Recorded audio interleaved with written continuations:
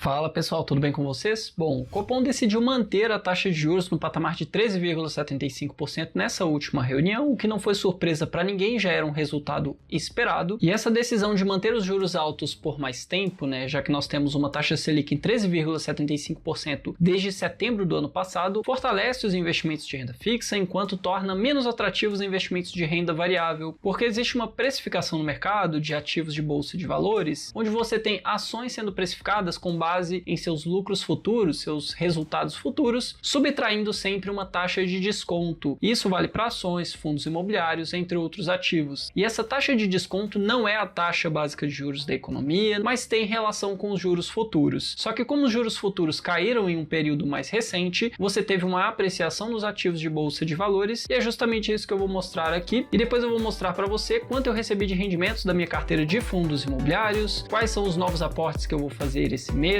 quanto eu tenho de valor acumulado e quanto foi valorização por conta dessa recente subida que nós tivemos nos fundos imobiliários.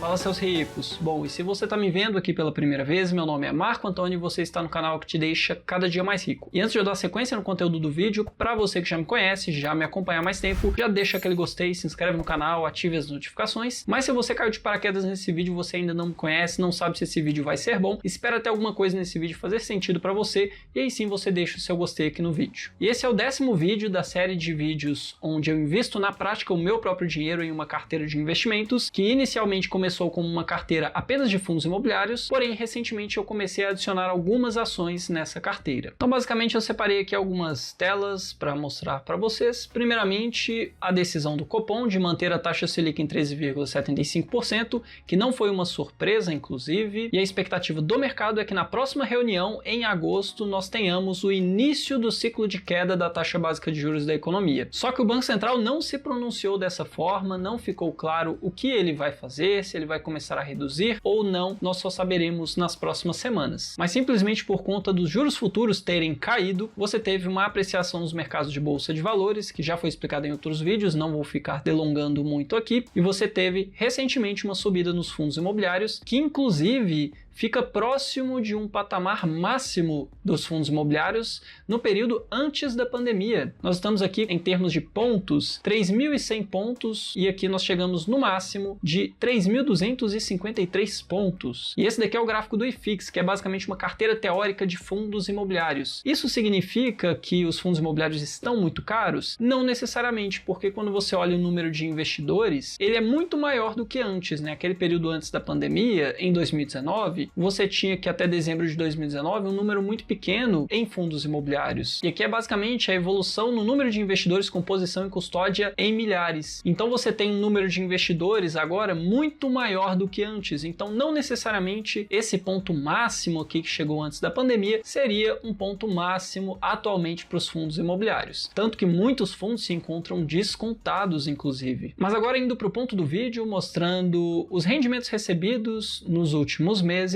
Como você pode ver aqui, se nós pegamos desde setembro, que foi quando eu comecei essa carteira, os rendimentos vieram crescendo, sempre batendo recordes atrás de recordes, e agora na carteira eu recebi um total de R$ 574,85 referente aos fundos imobiliários. E o meu IOC, que é o Yield on Cost, que é basicamente o dividendo relativo ao custo que eu tive, relativo ao meu preço médio, ele está na faixa de 1%, que é muito interessante. Isso significa que, relativo ao meu custo, eu tive um crescimento no valor recebido em dividendos, porque ele já esteve menor. Olhando aqui, por exemplo, o valor total nos fundos imobiliários, eu tenho R$ 61.339, não está completamente atualizado aqui, depois eu tenho que mandar algumas notas de corretagem, mas basicamente eu tenho 34% no setor de fundos de papéis, 26% de fundos de tijolo, fundos de fundos representam 22% e shoppings, que também entram em fundos de tijolo, de 16%. Então, somando aqui, em fundos de tijolo, eu tenho uns 42%. Para falar a verdade, está bem desbalanceado, porque o meu intuito é ter 1/3 em cada tipo, seria mais ou menos fundos de papéis, fundos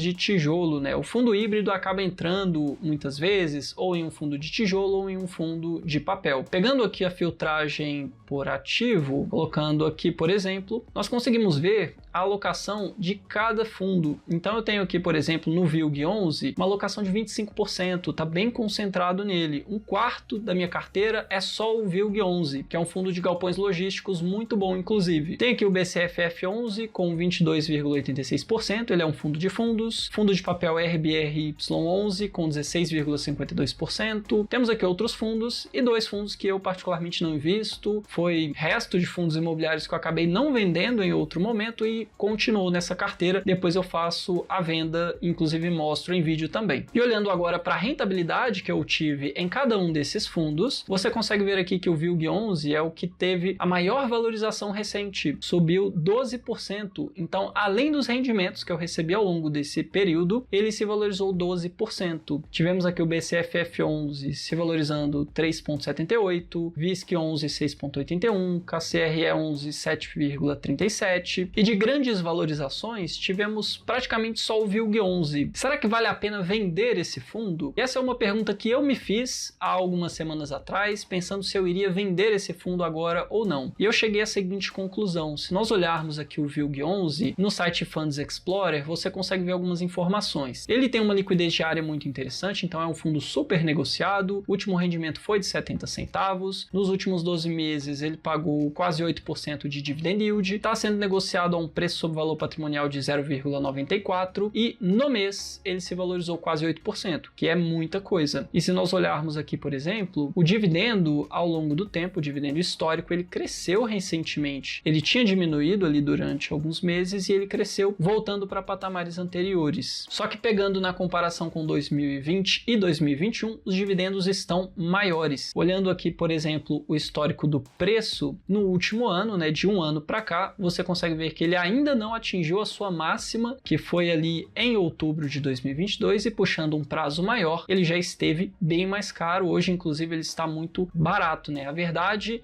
é que ele se valorizou bastante, mas ele só se valorizou bastante porque ele estava muito desvalorizado. Então eu comprei mais ou menos aqui nessa região, fui adquirindo ao longo do tempo esse fundo imobiliário e ele se valorizou na minha carteira o equivalente a 12%. Só que particularmente eu acredito que ele ainda se encontra barato. Tanto que se nós formos aqui no ranking de FIIs, eu já fiz a filtragem aqui para fundos de galpões logísticos. Coloquei aqui, por exemplo, em imóveis industriais e logísticos. E aqui eu selecionei alguns indicadores que eu considero interessante. Se você desce aqui, o VILG11 ele está aqui embaixo. Então você consegue ver que ele tem, por exemplo, 15 ativos. E comparando os fundos de galpões logísticos que tem bastante imóveis, né, acima de 12, por exemplo, acima de 11 imóveis, que aí eu já considero mais interessante. Considerando a métrica preço sobre valor patrimonial, que é um indicador de preço, nós temos aqui o XPLG11 com um PVP de 0,98, XPIN11 com um PVP de 0,78, temos aqui o VILG11 com um PVP de 0,94, temos aqui o HGLG11 com 1,08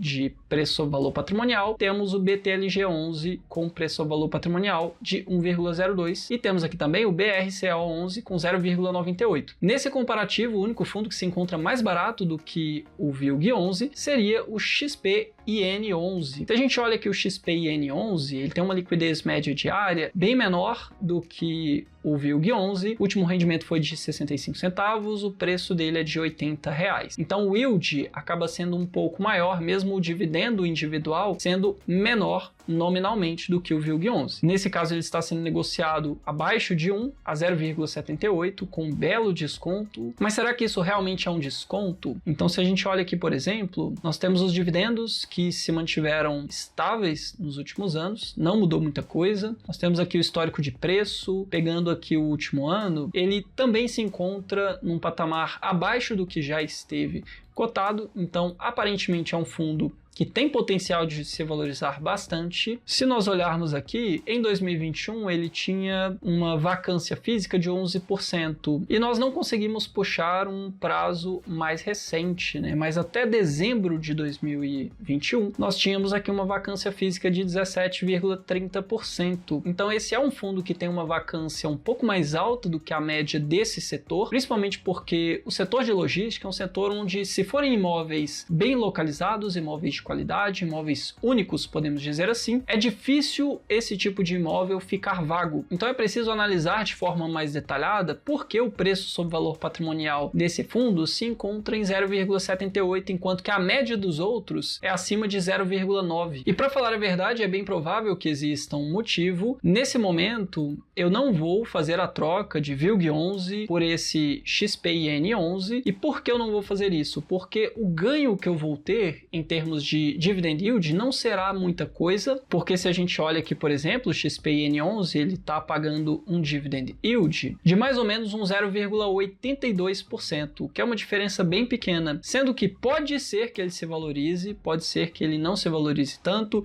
pode ser que a vacância física aumente ao decorrer do tempo. Então eu prefiro nesse caso ficar com o VILG11, que é um fundo de qualidade, tem imóveis bem localizados, eu já analisei ele bem a fundo. E eu particularmente acredito que ele vai se valorizar mais, por isso eu não vou fazer a venda dele agora para fazer uma realocação em um outro ativo, mas devido a essa valorização, confesso que eu fiquei tentado a vender esse fundo e adquirir um outro ainda mais descontado. Então nesse vídeo eu não vou fazer venda de nenhum fundo imobiliário, tem alguns que eu até penso em fazer uma venda, mas eu não vou dar spoiler agora. Voltando aqui, por exemplo, eu tenho uma certa alocação, vamos dar uma filtragem. Então temos aqui o setor de papéis. Eu tenho 34% no setor de papéis, tenho em fundos de tijolo aqui uma somatória de mais ou menos uns 42% e fundo de fundos 22,86%. Eu particularmente gosto bastante do setor de fundo de fundos e nesse vídeo eu vou fazer um investimento em um fundo de fundos, que não vai ser o BCFF11 que eu já tenho na minha carteira, vai ser um outro fundo, que nesse caso vai ser o RBRF11. Eu já estava namorando esse fundo há algum tempo. Se nós olharmos aqui, ele é um fundo super negociado, tem uma liquidez média diária de 2,9 milhões, o preço dele é de R$ 75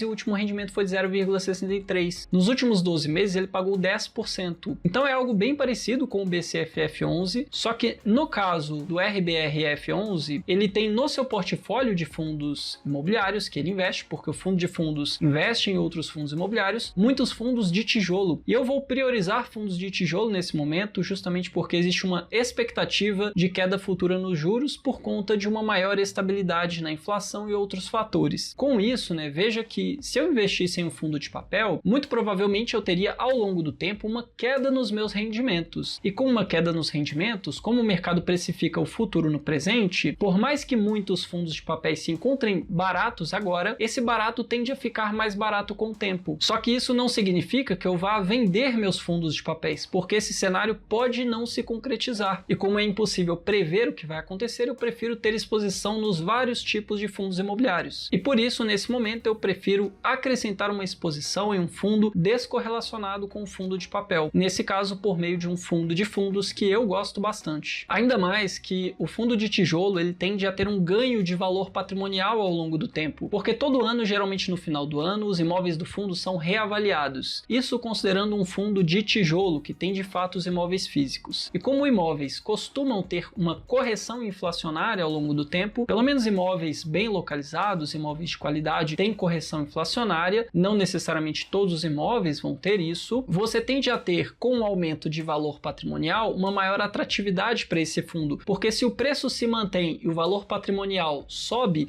você tem a métrica preço sobre valor patrimonial menor. E na filtragem de fundos imobiliários, o fundo que tem um preço sobre valor patrimonial menor acaba ganhando destaque e os investidores direcionam recursos para ele. Então, ao longo do tempo, esses fundos tendem a ganhar valor, enquanto que um fundo de papel tende a ficar próximo de 1, porque ele já, teoricamente, te paga a correção inflacionária por meio de indexadores, de IPCA ou IGPM, ou mesmo outros tipos de indexadores como o CDI. E olhando aqui o RBRF11, no histórico de dividendos ele paga de forma bem consistente há bastante tempo. Olhando, por exemplo, o histórico de preço, você consegue ver que por mais que ele tenha tido uma apreciação, uma valorização nesse momento, isso foi algo generalizado e ele ainda se encontra muito descontado, talvez até mais do que outros fundos. Então, entrando aqui na corretora Rico, eu já estou logado aqui na minha conta, já mandei a transferência, na verdade eu tinha aqui R$ 829,58, mandei o valor redondo de R$ 2.000 para investir aqui. Então veja que boa parte desse valor são de rendimentos que serão reinvestidos nesse momento. Aqui embaixo você consegue ver a rentabilidade da carteira contra o CDI e nessa carteira de fundos imobiliários imobiliários, nós estamos ganhando do CDI e por bastante tempo nós estivemos perdendo para o CDI. Vindo aqui agora no Home Broker, eu já coloquei o RBRF11 aqui, eu vou comprar só ele nesse mês, não vou fazer nenhum outro aporte. Já tem um valor de 36, vai dar um total de R$ 2.779,20. Já coloquei a assinatura eletrônica, coloquei a ordem a mercado para ser executada nesse momento em vídeo.